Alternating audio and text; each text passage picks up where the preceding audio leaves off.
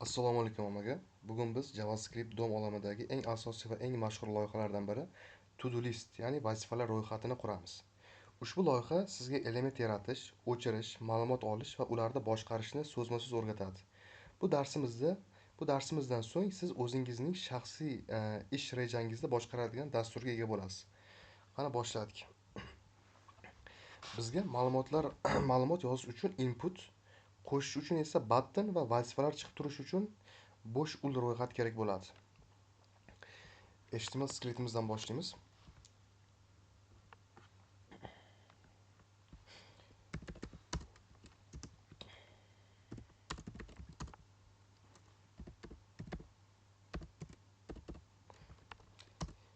Divimizni ochib oldik va klassimiz nomi TodoApp bo'ldi. Endi ichiga H2 sarlavhasini qo'yamiz.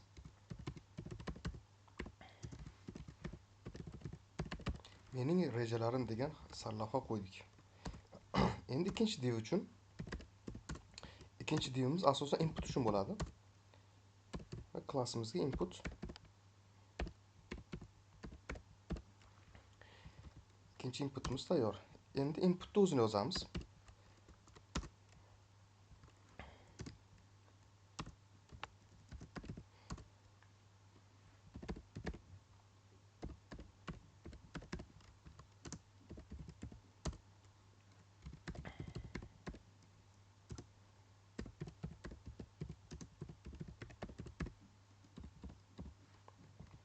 Inputimiz ham tayyor va buni tagiga bitta button qo'yishimiz kerak edi. Buning uchun button tagidan foydalanamiz va unga ID beramiz. Add buttoni degan ID berdik. Nomi qo'shish bo'lsin.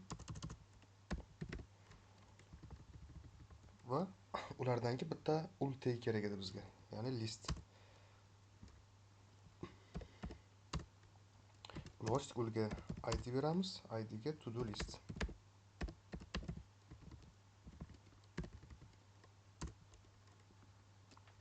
Va HTML skriptimiz tayyor bo'ldi. Endi buni ko'rinishini ko'ramiz. Ko'rganlaringdek H2 sarlavhamiz va bu yerda inputimiz va button qo'shish buttonimiz. Endi ko'rinish uchun CSS dizaynga kiramiz, ya'ni loyiha ko'zga chiroyli ko'rinish uchun biroz zamonaviy uslub beramiz.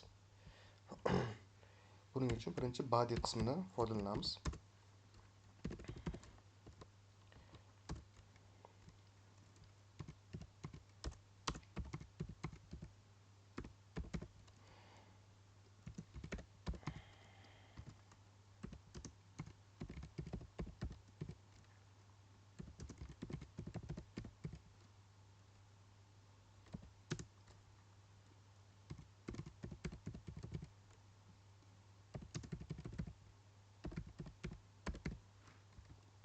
Bu bizde yozuvimiz, ya'ni font qismi. Bunga orqa fon beramiz, background color.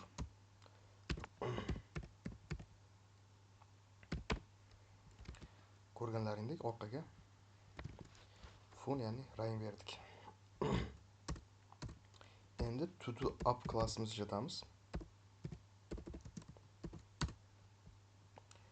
Bunga orqa fon bo'lish uchun boyagi rangni beramiz. Futur F9 yoki oq rang bersa ham bo'ladi.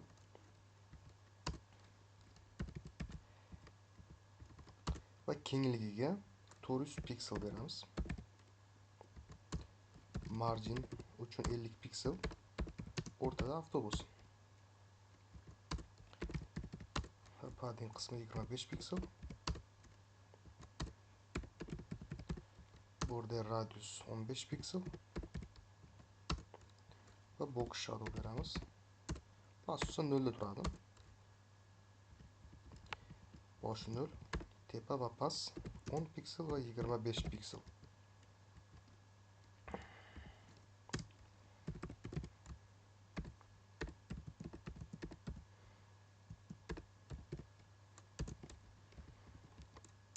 TodoApp tomonimiz tayyor bo'ldi. Ko'rganlaringdek ozgina oldinga chiqdi ko'rganimizdek. Endi TodoApp qismimiz tayyor. Endi input group, ya'ni o'sha klassimizdan foydalanamiz. Ko'rganlaringdek input Divimiz ichidagi class input groupdan foydalanamiz. Input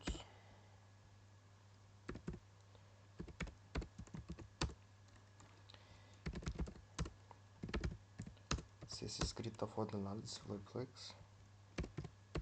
10 pixel, margin bottom 20 pixel. Bu qismimiz tayyor.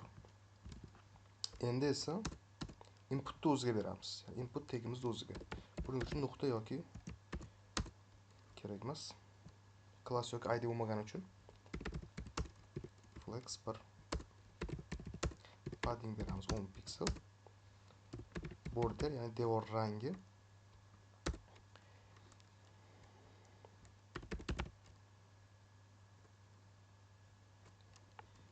devor 1 pixel bo'lsin. Solid dedi. Va devorimiz chekiladi. Dumaloq tarz turish uchun border radius ishlatardik.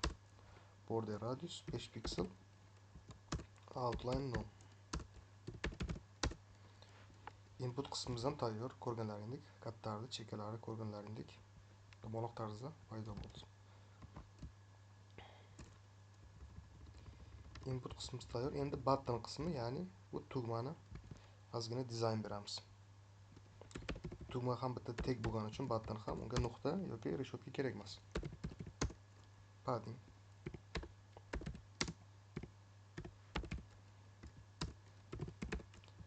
background orqa foniga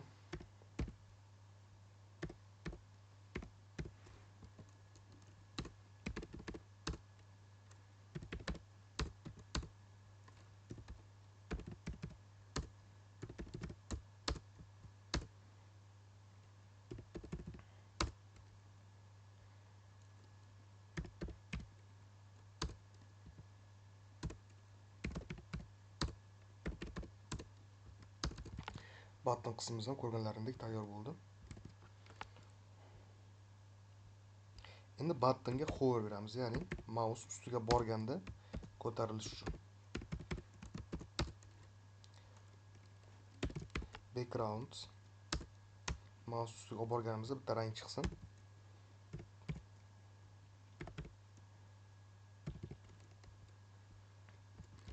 Ko'rganlaringdek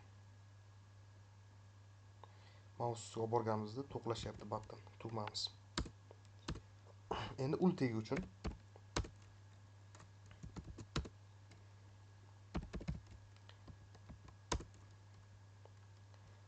tegimiz uchun list style non padding.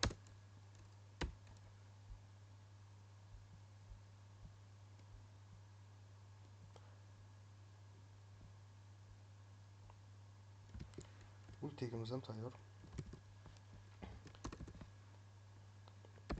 Endi ichidagi li tegi uchun buni JavaScriptda chiqaramiz. Background hozirdan dizayn beryapmiz bunga. 3 dafa border bottom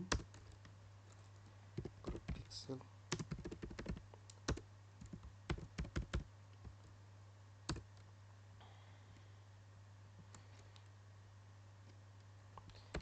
padding qismini beramiz 10 pixel bo'lsin va display flex justify content beramiz bu safar space between va align tekstimiz o'rtaga tushishi uchun align items center ishlatardik va transition ishlatamiz. Bu yerda ozgina animatsiya berish uchun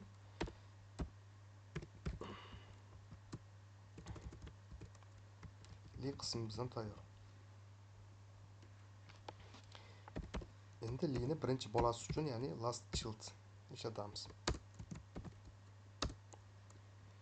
JavaScriptda yozganimizdan keyin birinchi chiqadigan, ya'ni oxirgi chiqadigan yozuvimiz uchun dizayn beryapmiz. Border bottom non. Endi oxirgi klassimiz uchun o'chirish uchun background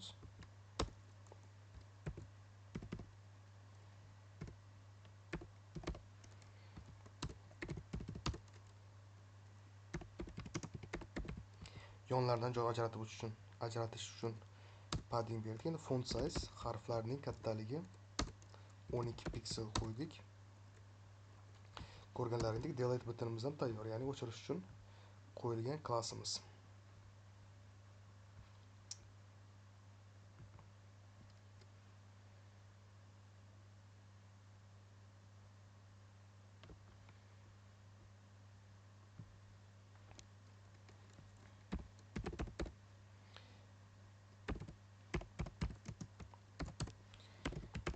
Test decoration.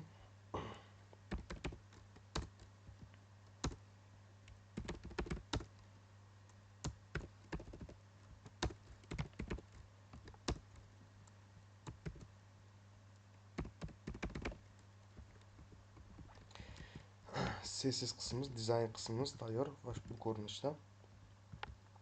Ko'rganlaringdek shuncha kod. Endi JavaScript qismiga o'tamiz, ya'ni mana bu yerda biz DOMning barcha sehrli metodlarini ishlatamiz. Bitta-bitta yozib chiqamiz.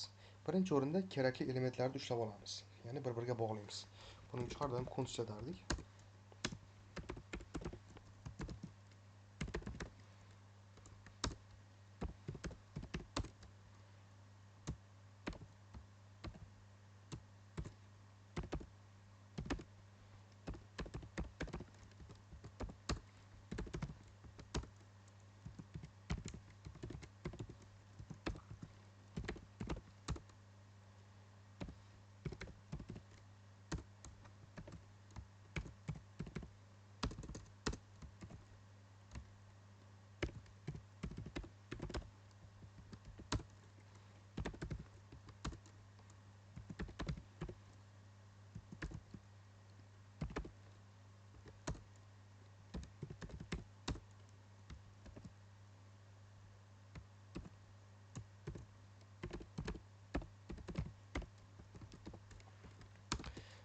Ko'rganlaringdek bu qismimiz tayyor, ya'ni bir-biriga bog'ladik.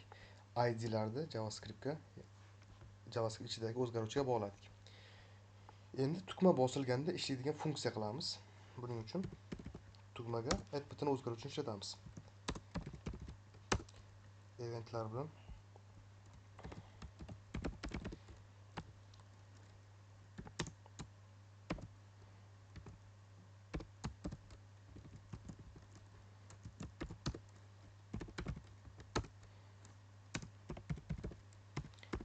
value degan yangi o'zgaruvchi. Bunga input ichidagi value qo'ydik va to'g'riladik.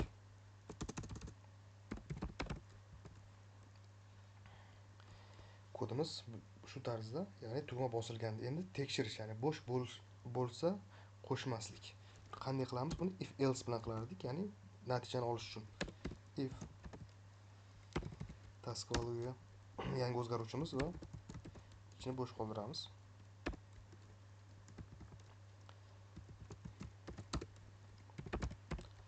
Alert, ya'ni bo'sh bo'lganda bizga bitta oyna keladi, ya'ni ogohlantirish oynasi. Iltimos vazifani kiriting degan. Buning uchun alert ishiga iltimos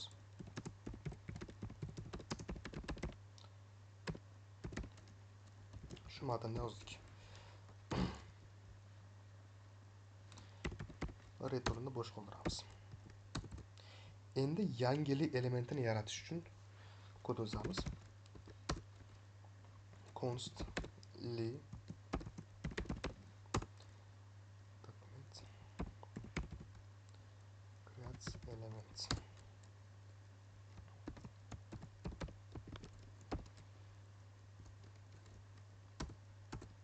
Endi li'ni ichini to'ldirish uchun matn va o'chirish tugmasi hosil qilamiz. Buning uchun li o'zgaruvchini ishlatamiz va HTML ichida inner HTML va bu yerga yozamiz. Spam Blaster HTML kodi, buni JavaScript ham inner HTML orqali yozsak bo'ladi.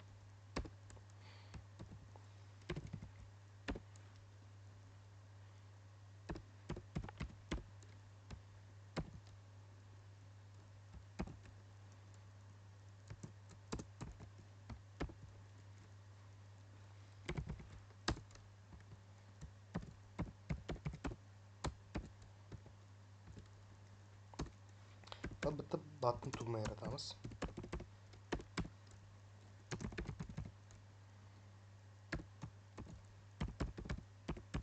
Yana o'chirish uchun delete buttoni.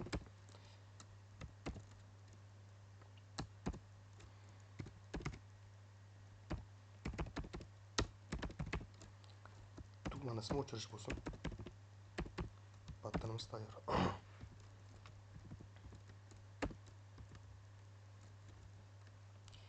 Endi vazifani bajarilgan deb belgilash uchun click eventni ishlatamiz. Buni qanday ishlatamiz ko'rib chiqamiz. Buning uchun li ni ishlatamiz. Li ro'yxat va bunga event klassini beramiz. Event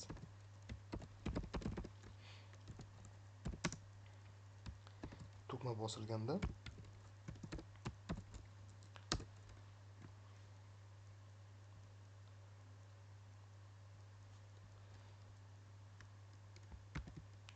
kodimiz to'g'ri ketdi.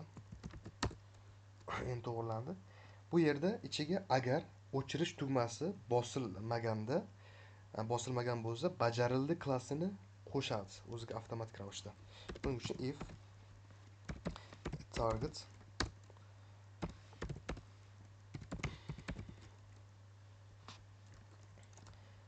name bizga xabar berish uchun button yana ochamiz. Li class list toggle.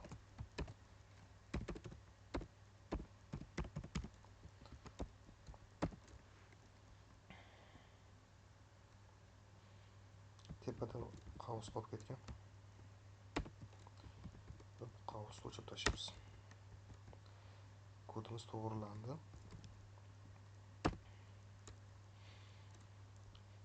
Endi o'chirish tugmasiga funksiya beramiz. Buning uchun alohida o'zgaruvchi yaratamiz. O'zgaruvchi del button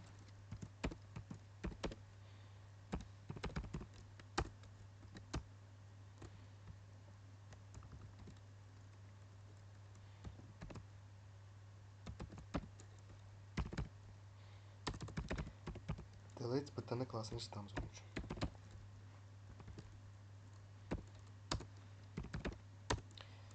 O'zgaruvchini olamiz va tugma bosilganda ishlatilgan eventimizni ishlatamiz. Click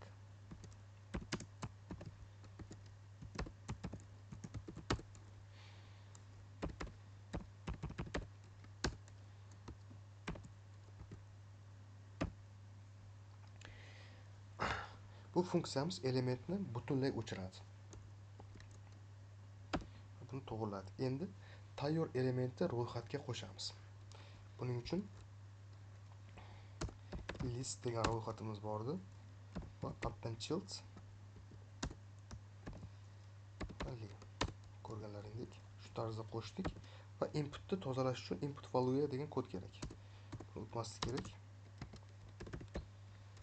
Input value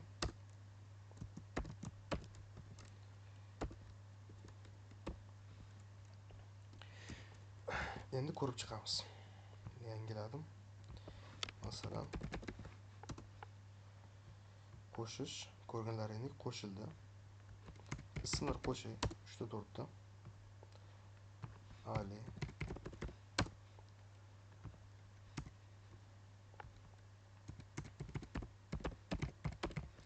to'rtta ism qo'shdik bu yerda ko'rganlaringdek. Endi bularni o'chiramiz. Masalan, Majidni o'chirish.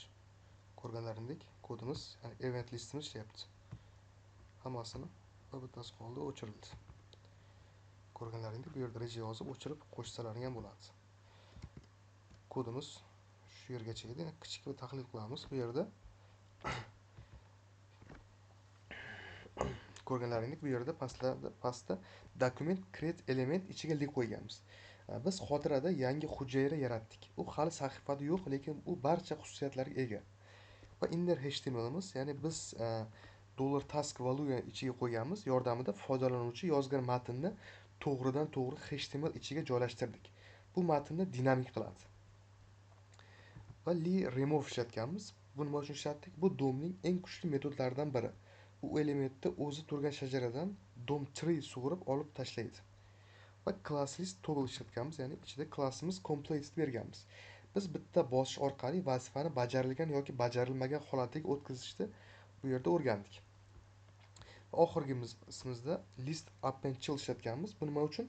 Bu buyruq berilmaguncha biz yaratgan element sahifada ko'rinmaydi. U elementni uning eng oxirgi farzandi, ya'ni childni qilib qo'shadi bizga. Bu darsimiz shu yergacha edi. Ushbu mini loyiha orqali siz real dasturlashda ishlatiladigan CRUD, ya'ni create, read, update yoki delete amallarini poydevorni o'rgandingiz. Bu create, ya'ni create element orqali yangi vazifa yaratdik. Read orqali esa input va value orqali matnni o'qidik. Update class list yoki toggle orqali holatni o'zgartirdik. Va delete uchun remove orqali o'chirib tashladik. Bu loyihani shu tarzda qilib va bu loyihani yanada yaxshiroq qilish uchun vazifalarni brauzer yopilganda ham saqlanib qoladigan qilish uchun local storage mavzusini o'rganishingiz mumkin. Hammaga rahmat. Darsimiz shu yergacha edi. Keyingi darsda ko'rishguncha xayr.